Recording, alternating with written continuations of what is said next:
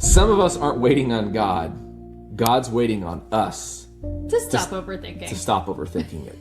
I didn't want to be one of the 11 disciples sitting in the boat while my husband's out walking on water. I wanted to experience the walking on water. You can't walk on water if you won't get out of the boat. Joshua 1:9 says, "Be strong and courageous, for the Lord your God will be with you wherever you go." Not wherever you plan, not wherever you're overthinking, it's wherever you go. What if the thing you're waiting on is actually waiting on you? Yeah. What if that next big break is God is waiting for you to make the right connection? Obedience often comes before clarity. But if you're willing to go first, you might just see God move faster than you expected. Welcome back to another episode of Crazy Unbelievable Faith. I'm your co-host, Brian Owen, alongside my wife, Kirsha. Hi. Trying to record these episodes with all kinds of things going on in the background. That's if you join the inner circle, you get to learn about these background things that are happening in our household. But again, if you're not an active member of our community, please do so, subscribing and following us. Like us, check us out on YouTube. You get to see all the crazy facial expressions or the things happening around us that happen in the background. I think you think that I'm like an emoji maker with my facial. I think you pretty much are. Yeah, the movie emoji. Really? So I didn't know I was that expressionist. that's why you want to join and be part of our circle. So if something out of today... Really, if you want to hear more about our sarcasm, you should Can't be a wait. part. Can't wait. No, but if there's something that is impactful in here, please forward it along. We're building this. We're anchored in hope and encouragement. And so if this can encourage somebody, please share it along to them. Even if it's just a snippet of it, feel free. But today's episode, we tried this last time in our recording. I had to take the steering wheel because somebody was struggling over here today. It's okay. I called short bus today. His handwriting isn't very clear. Wow. FYI. Even though it's typed out, but it's fine. Apparently my handwriting. Normally. It's fine. Normally. Today's episode is the value of going first. Okay? Nobody wakes up thinking, what would be great today? Awkwardly going first, having rejection, having people laugh at me. No, nobody wakes up thinking that. No. They want the rewards, they want the accolades, but they don't want to step out and be that first person. You did in our last episode the awkward turtle thing. Don't you want to show them on this one? You don't want to do your hand motions again? Oh yeah, here we go. Awkward door. This is where you have to be. Yeah, her fingers, they're not working. Yeah. No, awkward turtle. Yeah. There we go. We love results. We just don't love being first in line to be judged. We don't love the having tomatoes thrown at us. We don't love the judgment, the judgmental eye rolls, the glares, like right now that I'm just The getting. eyebrow. What we are also concerned about saying sorry first, leading at our home, speaking up at work, stepping out on our faith. Everyone wants the breakthrough, but nobody volunteers. And I shouldn't say nobody. Very few people 2%. Volunteer to go first. That is true. It is the 2%. I would agree. That's 2%. But I have a question for you. You ready for it? This is the great line. Hang on to this one. And if you're driving right now, grip your steering wheel because you're going to need this. And make sure your seatbelt's fastened. What if the thing that you're waiting on is actually waiting on you? Why don't you reiterate that? Say it in your tone. What if the thing you're waiting on is actually waiting on you? Yeah. What if that next big break is God is waiting for you to make the right connection? What if you are supposed to do something, but you can't until you actually move? So if you're sitting on a stoplight and you're sitting on red, you can't go until it says go. But if you mentally decide to stay there, you're not going to go anywhere. If you're parked in a vacant parking lot and you don't have people to talk to, guess what? You need to go find a not so vacant parking lot. That's what you were saying, because we were talking about being introverted, extroverted. You said, I live with a traveling salesman. Go ahead. I do That was your live story. with a traveling salesman. You were trying to share in our last episode as we were recording, and it crashed and burned. That's fine. Yes. Yeah. So. Because people will say, how do you meet people? You're so extroverted, it just comes naturally to you. Well, you meet people by getting outside of your room, your house, your four walls, whatever that is. Your car. Yeah. Go in somewhere. Not on your phone, not with your earbuds in. this is my personal opinion. Drives me crazy. When you're at a checkout line, I'm so sorry. Or you're at a gas station, and people I'll apologize ahead of people time. have their earbuds in. Not opposed to it. I'm with you. Okay, it's cool, but I don't know if they're listening, talking to me, if they're like trying to interpret my language. I don't know what's happening. Like translating what I'm saying. I don't know. It's just, I don't know. We just lost that chivalry. Whatever. I don't know. It's fine. I have had this several times in the last couple of months. Someone has said, wow, you're just really outgoing, or you have a really big personality. Well, I might have a little bit of a big personality, but some of that big personality was learned to like shine outside of my home. And this is what I share with them. I am a wife of a traveling salesman.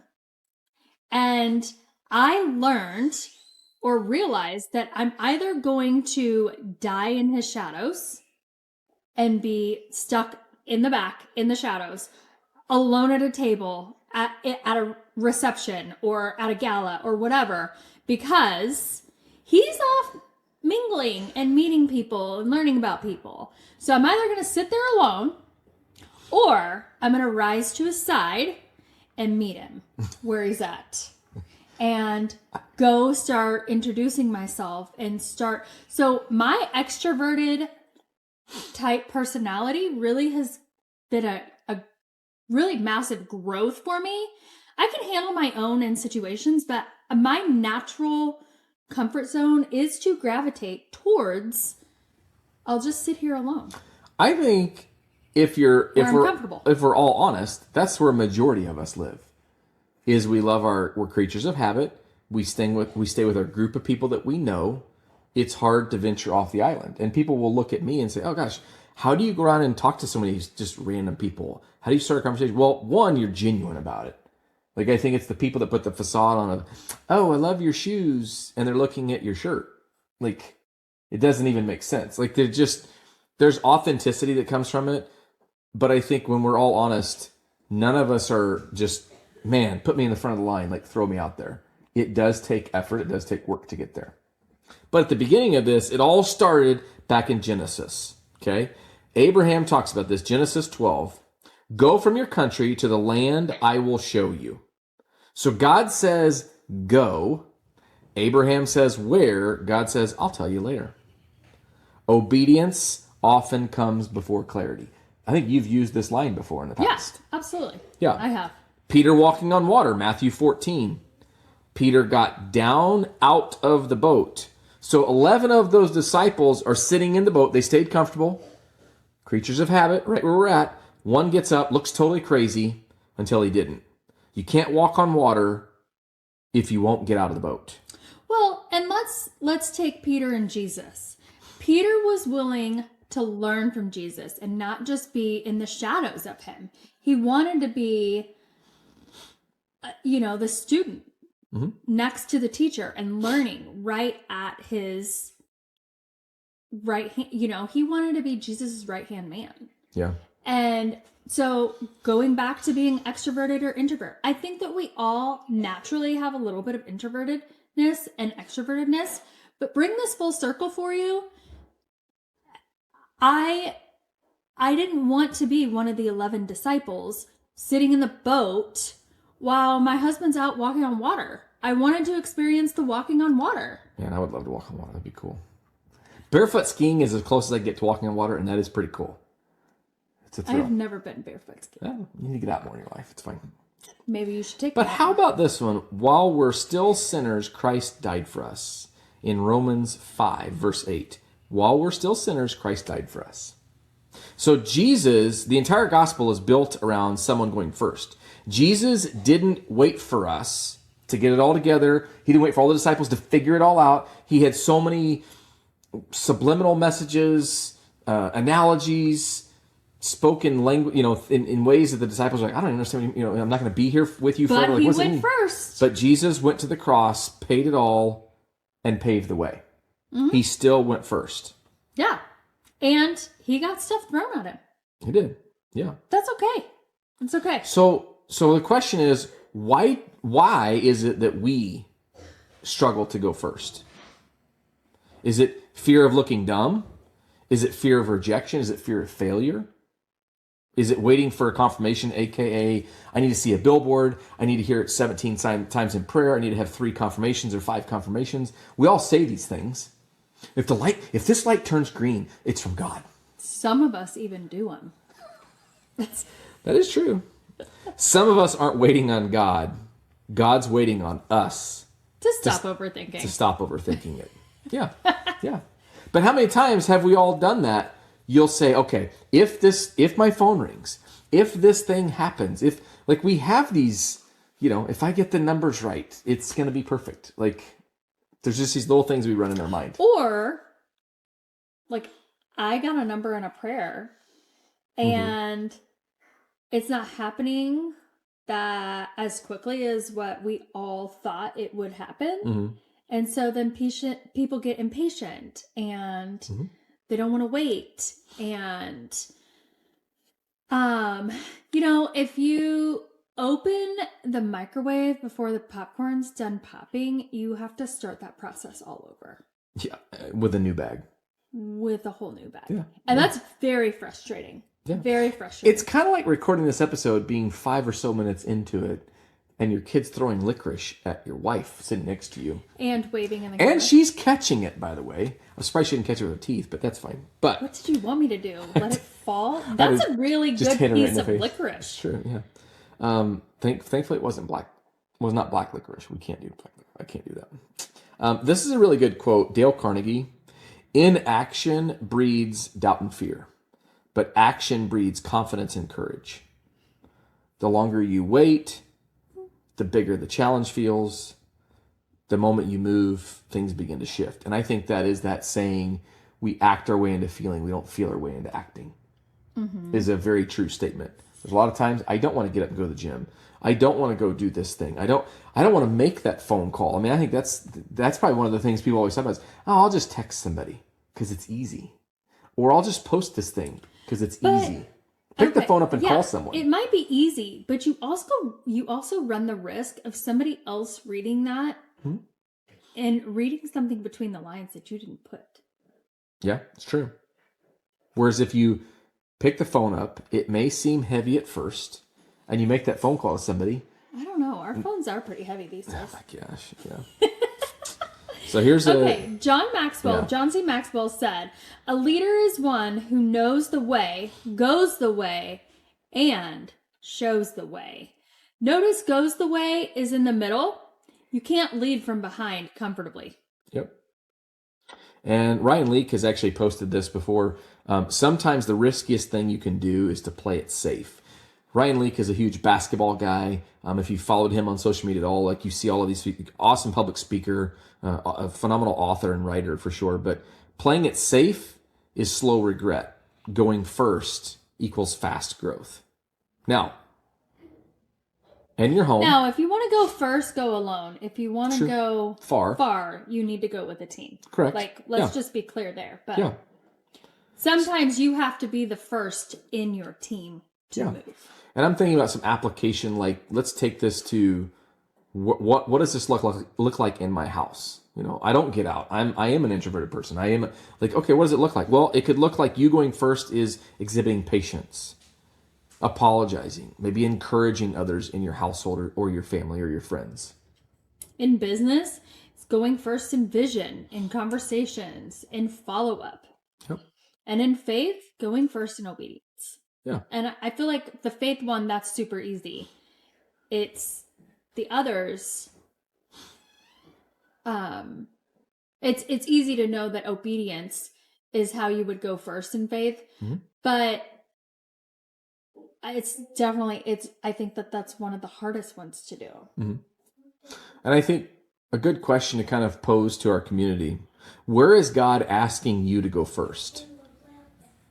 But you keep hesitating. Are you waiting for comfort when God is asking for obedience? What boat? Oh, go ahead. You want to read that one? What boat are you sitting in right now? Yeah. And if you move today, what might God do tomorrow? Faith by itself is not accompanied by action. It's dead. That's James 2, verse 17. So really what that verse is meaning is faith That never moves isn't faith. Correct. So again, back to your red light analogy, your parked car analogy. If we're just going to sit there in neutral and not go anywhere, nothing can happen from that. Why are you even in the car or even in the parking lot? Yeah. So in this week, I would challenge you to grab, again, whether it's in your household, your business, your community, your church, whatever, pick an area this week. Is it, I need to send that email. I need to pick up the phone, as Kirsha says, that's so heavy. I need to pick up that phone call, make it. I was being sarcastic about the phone being heavy. I need to have that conversation. If there's something that keeps nagging at you internally, it's the Holy Spirit moving inside of you, just probing you. Again, God's waiting on you to do something. Nothing on that one. No. Step out into that opportunity. Apologize first. Don't over-spiritualize it. Just get up and do something. Because I think there are countless people that say, I'm going to have to pray on that one. Or I'll get back to you. Let me just see where that lands or see how it fits. The biggest one, this is a peeve of mine. When you bring something to someone and they're like, gosh, this feels like God. Like, just, I've been praying for this. Mm-hmm. And then as you get into it, they're like, oh, I prayed about it. No, that's not what I want to do. Yeah. And you're like, how did we go from like so faith-filled, so like this is an answered prayer to no? Well, in there, they overthought it. They over-spiritualized it. They got into their head. If I could be so bold to say this, here's the thing happens is you have a conversation with someone who's willing to help you. You've been asking for this. I need this. I'm struggling financially. I'm struggling in my marriage. I'm struggling in my faith. You have someone right in front of you willing to help you. And people will leave that conversation, go talk to people that had no context of that conversation, and then they'll respond back and say, no, we're good. And it's like, well, I don't have any people knocking on my door saying, hey, we'll help you with this. Or, hey, let me pray with you. Or, hey, let me walk through this journey. I don't have many people do that. Right. And so they do. They confuse that with my comfort over here, my network of people that, again, we think the same way, we run the same, trails and hang out with the same people. That's fine. But it's like if you're wanting to step out and really take that risk, you have to be willing to step out. I mean, it's not, don't be the turtle and pull the head back into the shell.